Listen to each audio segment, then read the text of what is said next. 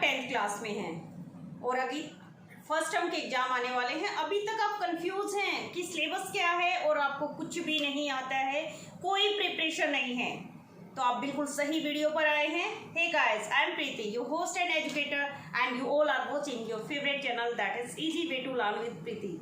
Students, आज ये specially video हमने बनाई है फॉर 10th क्लास स्टूडेंट्स, उन स्टूडेंट्स के लिए जिनको अभी तक मिड ऑफ द सेशन आ चुका है, फर्स्ट टर्म के एग्जाम स्टार्ट होने वाले हैं और अभी तक आपको नहीं पता है सेक्शन वाइज वेटेज क्या रहेगा, कितना वेटेज में किस तरीके से जो है डिवीजन किया गया है इंग्लिश के सिलेबस को। तो चलिए स्टार्ट करते हैं without wasting the time and without delay. And who are connected now ना, जो भी अभी जुड़े हैं हमारे चैनल के साथ, वो भी चैनल को सब्सक्राइब कीजिए। वीडियो अच्छी लगी तो वीडियो को लाइक कीजिएगा और एंड तक बने रहिएगा, तभी जो है सस्पेंस एंड में आपको क्लियर होगा और आपको सिलेबस का जो भी डिवीजन हम आज बताने जा रहे हैं उसका किस तरीके से आप बेनिफिट लेने वाले हैं वो आपको एंड में ही पता चलेगा। चलिए स्टार्ट करते हैं।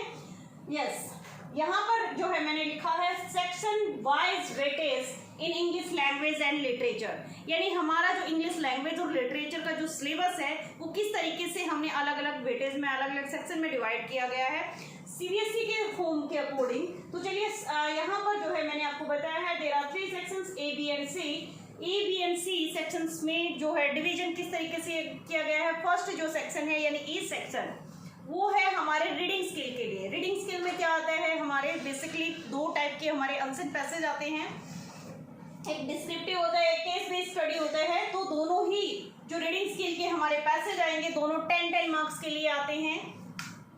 यस, 10 + 10 यानी हमारे पास आएगा 2 क्वेश्चंस जो कि टोटली हो जाएंगे 20 मार्क्स के लिए।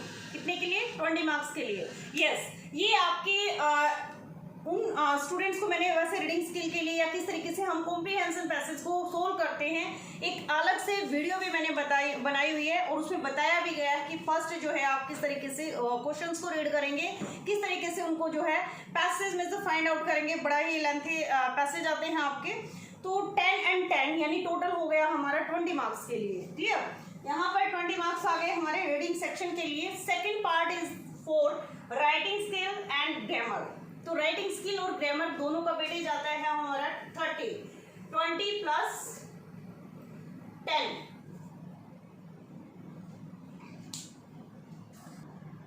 यस, ये जो है 2 इयर्स पहले तक आपका सेम यही पैटर्न चल रहा था, 20 + 10। बट अभी जो करंट का हमारा जो सिलेबस है फॉर 2023 एंड 24 की हम बात करें, सेशन 23 एंड 24 के लिए एंड 22 एंड 23 के लिए, तो यहाँ पर किस तरीके से राइटिंग स्किल और ग्रामर को डिवाइड किया जाता है, ये होते हैं हमारा 10 + 10 यानी टोटल हमारा आ जाएगा 20 मार्क्स के लिए। कैसे? हमारे राइटिंग स्किल में आते हैं analytical paragraph and formal letter for 5 marks, right. Analytical paragraph का 1 क्वेश्चन आता है आपका 5 मार्क्स के लिए, जो कि आपको एनालाइज करके एक एनालिटिकल फॉर्म में आपको उसको जो है डाटा एंट्री की फॉर्म में आता है या पाई चार्ट की फॉर्म में आता है, टेबल की फॉर्म में, ग्राफ की फॉर्म में आता है, उसको आपको डिस्क्राइब करके लिखना होता है एनालिटिकल पैराग्राफ को फॉर 5 मार्क्स। वो आपका क्वेश्चन आता है राइटिंग स्किल के लिए। उसके अलावा हमारा आता है 1 question for formal letter to editor भी हो सकता है और बिजनेस लेटर्स भी आते हैं उसमें। बिजनेस लेटर्स में आपके आते हैं कंप्लेंट्स के लिए या फिर ऑर्डर के लिए। तो यहाँ पर जो है हमारा राइटिंग स्किल का जो टॉपिक आता है दैट जो अभी करंट के लिए जो सिलेबस है उसके लिए बता रही हूँ, वो 10 मार्क्स के लिए आता है and 10 marks for grammar. Yes, grammar के टॉपिक्स भी जो है हम वीडियो के एंड में जरूर डिस्क्राइब करेंगे कि कौन कौन से टॉपिक जो है ग्रामर के आते हैं हमारे 10 मार्क्स के लिए। तो टोटली जो है अगर हम करंट सिलेबस की बात करें तो 20 मार्क्स के लिए आता है हमारा राइटिंग स्किल एंड ग्रामर का टॉपिक। क्लियर? पहले जो है literature text book and supplementary book जो है हमारी, ये सी पार्ट है, सी सेक्शन, ये पहले आता था 30 मार्क्स के लिए, बट लास्ट ईयर से ये जो है 40 मार्क्स के लिए हो चुका है। और 40 मार्क्स में हमारा क्या क्या आता है, लिटरेचर पोर्शन में हमारी 2 बुक्स हैं, एवरीबडी नोज इट, कि हमारी 1 जो है रीडर बुक है first flight and second supplementary footprints without fit. तो दोनों ही बुक्स में जो है हमारा इक्वली वेटेज रहता है और उनका जो है टोटल ओवरऑल मार्क्स बनेगा हमारा 40 मार्क्स के लिए, राइट। तो ये यहाँ पर जो है सेक्शन वाइज मैंने डिवीजन बताया है कि फर्स्ट जो है रीडिंग पोर्शन फॉर 20 मार्क्स, 2 हमारे आंसर पैसेज यानी कॉम्प्रिहेंशन पैसेज 2 आते हैं 10 मार्क्स के लिए। राइटिंग स्किल एंड ग्रामर दोनों ही हमारे मिला के बन जाएंगे 20 मार्क्स, 20 20 40 हो गया। देन नेक्स्ट पार्ट यानी सी सेक्शन जो है वो आएगा लिटरेचर टेक्स्ट बुक। इसमें दोनों बुक्स आ जाएंगी हमारी, वन टेक्स्ट बुक है और वन हमारी सप्लीमेंट्री बुक है। तो टेक्स्ट बुक में हमारे क्या आते हैं, चैप्टर्स है और पोएम्स है। उसके अलावा सप्लीमेंट्री बुक है। डिलीटेड सिलेबस भी मैं आपको वैसे पहले बता चुकी हूँ, बट फिर से जो है आपको रिपीटली यहाँ पर हम जो है रिपीट करेंगे। देखिए टोटल जो है ओवरऑल इंग्लिश का जो एग्जाम बनता है वो 100 मार्क्स के लिए होता है। क्लियर, सबको पता है कि 100 मार्क्स के हमारे एग्जाम होते हैं, जिनमें से 80 मार्क्स का हमारा एक्सटर्नल एग्जाम होता है जो आप रिटन एग्जाम देते हैं, and 20 marks for internal assessment. अब इंटरनल असेसमेंट क्या होता है, इंटरनल हो गया इट मीन्स अंदर का जो है असेसमेंट किस तरीके से होता है, ये आपका स्कूल के अंदर ही आपको जो पूरा ओवरऑल एक्टिविटी होती है पूरे साल के लिए उसका एक इंटरनल असेसमेंट होता है। उसके लिए आपको ASL एक्टिविटीज भी होती हैं फॉर 10th बोर्ड क्लासेस के लिए स्पेशली, और 9 to 12 क्लासेस में हम जो है असेसमेंट यानी ASL एक्टिविटीज कराते हैं फॉर लैंग्वेज। तो टोटली यहाँ पर 20 मार्क्स जो हैं आपके क्लास टीचर हैं, सब्जेक्ट टीचर हैं, या जो भी आपका ओवरऑल पूरे साल का रिकॉर्ड चेक किया जाता है और ASL की बेस पे आपको 20 मार्क्स दिए जाते हैं, एंड 80 मार्क्स जो हैं आपके रिटन एग्जाम के अकॉर्डिंग होते हैं। तो टोटल हमारा वेटेज हो गया 100 का। तो यहाँ पर मैं जो आज आपको ट्रिक बता रही हूँ उस ट्रिक के जरिए या उस सिलेबस का डिवीजन किस तरीके से हमें प्रिपरेशन करनी है, उसकी ट्रिक पर आप जो है 100 में से 95% श्योरली जरूर लेंगे। आपको अगर इस तरीके से आप अपने सिलेबस को डिवाइड करते हैं, प्रिपेयर करते हैं, अपनी गारंटी देती हूँ कि आपके मार्क्स कहीं नहीं जाने वाले हैं। 95% या ओवरऑल 100% भी अगर किसी का टारगेट है, definitely you will achieve that. तो चलिए आगे मैं बताती हूँ आपको किस तरीके से जो है हमारे राइटिंग स्किल और ग्रामर में क्या क्या आता है और किस तरीके से हम उसको प्रिपेयर करेंगे। Yes, now I am telling you strategy to score full marks. If you want to get 95 and above 95, you want to beat the score, तो कौन सी स्ट्रेटेजी है जो आपको फॉलो करनी चाहिए। अगर हम करंट सिलेबस की बात करें तो सबसे फर्स्ट तो आपको ओवरऑल कोई भी एग्जाम आप दे रहे हैं, किसी भी सब्जेक्ट के लिए आप प्रिपरेशन कर रहे हैं, सबसे first ma'am focus on understanding the concept. जो भी कंसेप्ट है, जो भी टॉपिक है, उसके तहत है उसके कंसेप्ट तक समझने की कोशिश करेंगे, उसको कंसेप्ट को जो है डिटेल में जानने की कोशिश करेंगे rather than memorising it. Memorise होता है रोट लर्निंग, यानी आपको उसको क्रैम नहीं करना है, उसको रट्टे नहीं लगाने हैं कि हाँ ये राइट डाउन कर दिया, इसको बार बार रिपीटेशन करना, उसको समझना है। लाइक ग्रामर की अगर हम बात करें, बहुत सारे स्टूडेंट ऐसा करते हैं कि बोर्ड से उन्होंने जो है राइट डाउन किया रूल को एज इट इज, और वो उसको लर्न करते हैं कि नहीं इस टेंस में ये होगा, इस टेंस में ये होगा, उसको आपको समझना है। ये नहीं है कि प्रेजेंट टेंस आ गया तो आपको इज़-एम-आर लगाना है, प्रेजेंट टेंस आ गया हैज़-हैव लगाना है।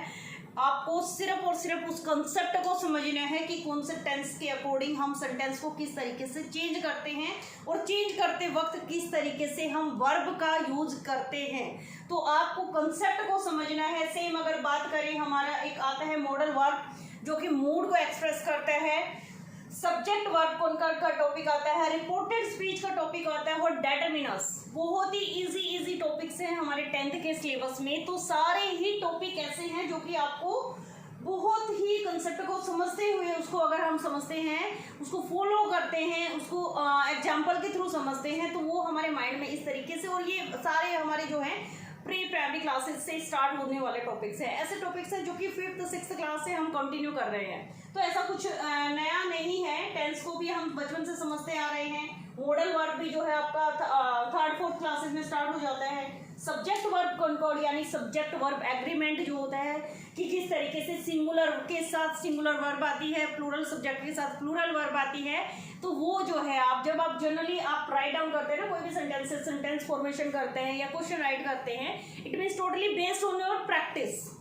जब आप प्रैक्टिस करते हैं ना किसी भी तरह के क्वेश्चंस को सोल्व आउट करने के लिए, तो ये सारे रूल्स ऐसे हैं जो कि आपके रिटन में भी काम आते हैं। आपको अलग से इनको कुछ लर्न नहीं करना है। तो फर्स्ट जो हमारा कंसेप्ट है, focus on understanding the concept. हमारे कंसेप्ट को समझना है रेदर मेमोराइजिंग इट। इसको मेमोराइज नहीं करना है आपको किसी भी तरीके से। And second point is solving as many example as we can. जितने ज़्यादा हो सकता है आपको अपने एग्जाम्पल के थ्रू इनको समझना है। आपको इनको जो है एग्जाम्पल की फॉर्म, यानी कि आप कोई भी सोल्ड पेपर ले सकते हैं, अनसोल्ड जो प्रीवियस ईयर के क्वेश्चन पेपर्स हैं उनको ले सकते हैं, गैस पेपर्स आ जाते हैं, सैंपल पेपर्स आते हैं, उनको आप निकालिए, उनके क्वेश्चंस को सोल्व आउट करने की कोशिश कीजिए, क्योंकि जिस टाइम पे आपका सिलेबस कंप्लीट हो जाता है उसके बाद आप जो है अपनी सेल्फ प्रैक्टिस करते हैं।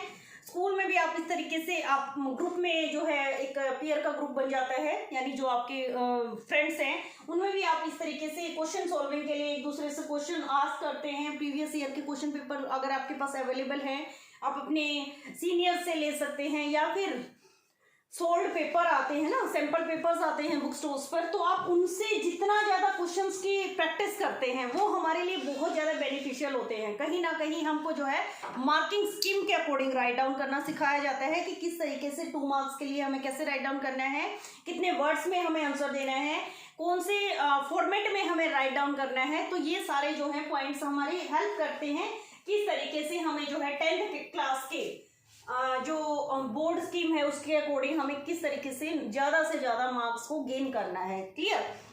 नेक्स्ट बात करते हैं हम ग्रामर की। अगर ग्रामर के टॉपिक्स को लिया जाए तो ग्रामर में हमारे फर्स्ट आता है tense, then modal verb, subject verb, concord, reported speech and determiners. Only these 5 topics. ये सिर्फ 5 टॉपिक्स हैं जो कि हमारे ग्रामर के सिलेबस में इंक्लूड हैं। उसके अलावा जो डिलीटेड सिलेबस की अगर हम बात करें तो हमारे सिलेबस से 10th क्लास के सीबीएसई के सिलेबस से इस साल ओनली लिटरेचर जो हमारी फर्स्ट बुक है, फर्स्ट फ्लाइट टेक्स्ट बुक है, उससे सिर्फ और सिर्फ चैप्टर 5 एंड 6 जो कि 5 का ही पार्ट 2 है, the 100 dresses part 1 and part 2, सिर्फ वो चैप्टर रिलेटेड है। अदरवाइज उसके अलावा जो फुल सिलेबस है हमारा दोनों बुक्स का, लिटरेचर और ग्रामर के लिए, वो सिलेबस एज इट इज है, कुछ भी चेंज नहीं हुआ है। सिर्फ मार्किंग स्कीम में मैंने जो अभी स्टार्टिंग में बताया था कि सेक्शन बी जो कि राइटिंग स्किल और ग्रामर के लिए पहले 30 मार्क्स के लिए आता था, अब 20 मार्क्स के लिए आता है। क्लियर। और सेक्शन सी पहले 30 मार्क्स के लिए आता था, अब जो है करंट सिलेबस में हमारा 40 मार्क्स का वेटेज होता है। अब मैं बताती हूँ कि टाइम डिस्ट्रीब्यूशन कैसे करेंगे आप। टाइम डिस्ट्रीब्यूशन मतलब कि आपको कौन सा जो 3 पार्ट्स हैं हमारे, 3 सेक्शंस हैं ए बी एंड सी, आप कौन सा पहले करेंगे, किस तरीके से आप डिवीजन करेंगे कि किस तरीके से आपको मार्क्स अच्छे से अच्छे मिल सके। और आपको सबसे पहले सेक्शन ए करना है, सेक्शन बी करना है या सेक्शन सी करना है। तो चलिए उसके लिए मैं बताती हूँ। देखिए यहाँ पर हमारे 3 सेक्शन है, section A B and C. Clear. तीनों ही सेक्शन में जो सेक्शन आपको सबसे ज्यादा इजी लगता है वो आप सबसे पहले करेंगे। अगर हम बात करें सेक्शन ए की, तो सेक्शन ए में ऐसा कुछ भी नहीं आता है कि आपने पहले उसको रिवाइज किया हुआ है, बिल्कुल नया टॉपिक है होता है। ये कॉम्प्रिहेंशन पैसेज है, इसमें अनसीन पैसेज आते हैं। तो अनसीन पैसेज में टोटल ओवरऑल आपकी जो है थिंकिंग पावर देखी जाती है, आपकी माइंड पावर वहाँ पर चेक होती है। तो आई थिंक मुझे लगता है कि उसमें टाइम पीरियड हमें ज़्यादा चाहिए as compare to B and C. और बी एंड सी की बात करें तो बी में हमारा राइटिंग स्किल आता है, जो कि आपको आपकी टोटल जो है एनालिटिकल उसमें थिंकिंग देखी जाती है, क्रिएटिव माइंड देखा जाता है, किस तरीके से आप सोचते हैं, क्या आप बना के लिख सकते हैं, राइट। और सेक्शन सी में बात करें हम, सेक्शन सी आता है हमारा लिटरेचर से। लिटरेचर आपने सारा पढ़ा हुआ है, पूरा साल आप उसको जो है एनालाइज करते हैं, उसके क्वेश्चंस को भी आपको इजीली पता होता है कि कौन से चैप्टर से क्या आया हुआ है। क्लियर। तो आई थिंक आपको सेक्शन सी सबसे पहले करना चाहिए, 40 मार्क्स के लिए आता है, यानी पूरे पेपर का हाफ पार्ट वहीं से है। सेक्शन सी सबसे पहले सोल्व आउट करें, उसके बाद सेक्शन बी करें, और फिर जितना भी टाइम बच जाता है वो सेक्शन ए यानी रीडिंग स्किल को दीजिए। ये मेरी आपके लिए सजेशन है, बाकी आपको जैसे भी ठीक लगता है वैसे कर सकते हैं। सेक्शन ए बी सी, अगर किसी को ए में इजी लगता है, कॉम्प्रिहेंशन की प्रैक्टिस अच्छी है, ए कीजिए। अगर आपकी राइटिंग स्किल की प्रैक्टिस अच्छी है, साथ के साथ आप ग्रामर में बहुत ही अच्छे हैं, फटाफट से कर सकते हैं, नो प्रॉब्लम। 10 मार्क्स के लिए आता है आपका ग्रामर। अब ये मत सोचिए कि 10 marks is not big deal, but एक अगर बात करें ओवरऑल एक स्टूडेंट के लिए, उसके लिए ना एक एक मार्क इंपॉर्टेंट होता है। एक एक मार्क से जो है आपकी पोजीशन अप एंड डाउन हो जाती है, और एक एक मार्क से बच्चा रह भी जाता है किसी भी पोजीशन पे आने के लिए या फेल और पास के लिए भी। तो इसी वजह से जो है 10 मार्क्स बहुत ही इंपॉर्टेंट रोल प्ले करते हैं किसी भी स्टूडेंट की लाइफ में। तो स्टूडेंट्स होपफुली ये जो सेक्शन वाइज हमने वेटेज बताया है आपको इंग्लिश लैंग्वेज और लिटरेचर में, आप सबके लिए बेनिफिशियल रहेगा। तो जो भी स्टूडेंट हमारे साथ एंड में जुड़े हैं, वीडियो को स्टार्टिंग से देखिएगा, तभी आपको ओवरऑल जो है जानकारी मिलेगी। जानकारी बहुत ही वैल्यूएबल है आपके लिए। चलिए नेक्स्ट वीडियो आपके लिए बहुत इंटरेस्टिंग लेकर आने वाले हैं। मिलते हैं नेक्स्ट वीडियो में, तब तक के लिए keep smiling and stay connected with easy way to learn with Preeti.